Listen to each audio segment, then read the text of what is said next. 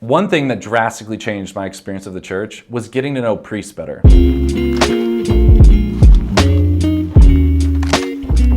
As a kid, I think I just assumed that priests were always priests, and I really carried that into adulthood without realizing it. And the lives of priests and even all the events leading up to someone becoming a priest can be really vague for people. Like, how does someone go from being a kid who likes video games and pizza to growing up and becoming a priest in the church? So two things, really getting to know priests personally and having friends that are priests really changed my experience of the church, but then also understanding the discernment process that they go through in order to become a priest. I want to introduce you to Father Edward. Now, I remember Father Edward back when he was a seminarian, and I got to know him as this just like normal guy and watch him go through this process of becoming a priest. And when you get to know him, like he's a fantastic guy, he's a fantastic priest. So I also want to share with you this discernment and formation process. Now, we should make a distinction that there's a difference between priests who are in a religious order, Franciscans, Dominicans, Jesuits, things like that, and priests who work in a diocese at a parish. So today we're going to be focusing on the process that a man goes through to become a diocesan priest. So the first step is discerning that God might be calling you to the vocation of the priesthood and reaching out to your diocesan vocations office. And they're going to have a lot of resources,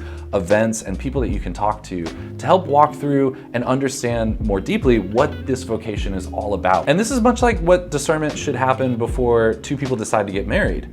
Both people are discerning if this is something God is calling them to.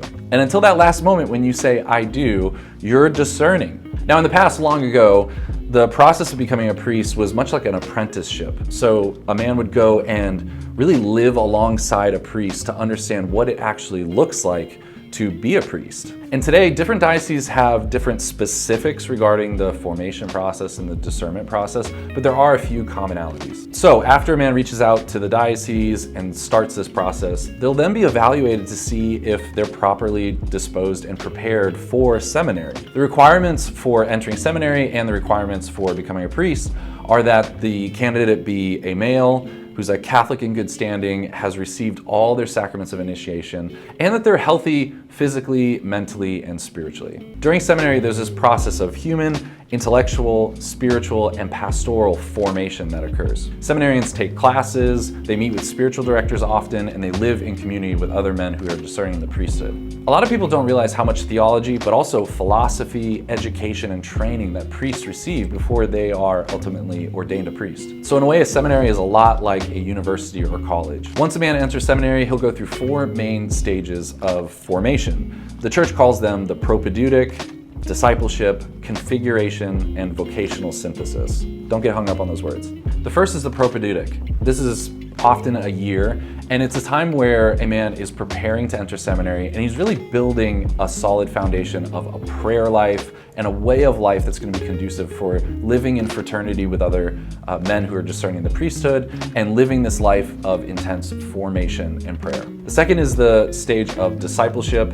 This shouldn't often be less than 2 years, and this is where they're taking a lot of foundational classes. This stage has the goal of growing an intimate relationship with Jesus Christ through meditation, contemplation, philosophical study, and training in Christian virtue.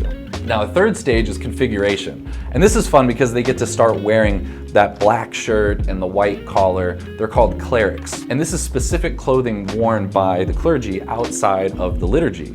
It sets them apart. Now, at this stage, a man is starting to take more graduate level classes where they're being more specific on theological topics or sacraments, things like bioethics, the Mass, grace. And this is also the stage where they start taking what's called practica. These are very hands-on practical things where they're learning how to celebrate the sacraments or how to preach. At this stage, a man also has pastoral work, which is assisting at a parish or a hospital or in some type of evangelization program or ministry. If dating was the analogy for this, this is like the engagement stage. And at the end of this stage, the man is actually ordained a deacon. And the last stage is called vocational synthesis. This is synthesizing everything that this man has been learning and been formed in up until this point. And they'll live in a parish for a period of time while they prepare for that final step of being ordained a priest. And finally, after all of this work of formation and training and experiences, they are finally ordained a priest forever by the bishop of their diocese.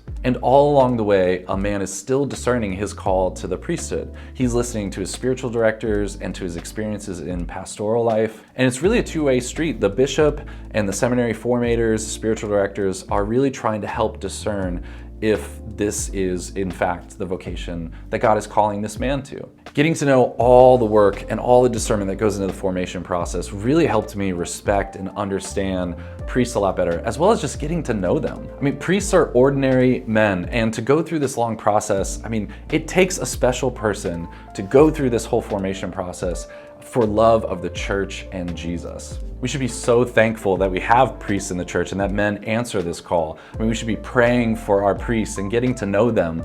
And we really need holy and good priests who love the Lord and love the church and love shepherding and pastoring the flock. And this is why seminary prepares men to enter into the sacrament of holy orders and to continue Jesus' ministry in the church until he comes again.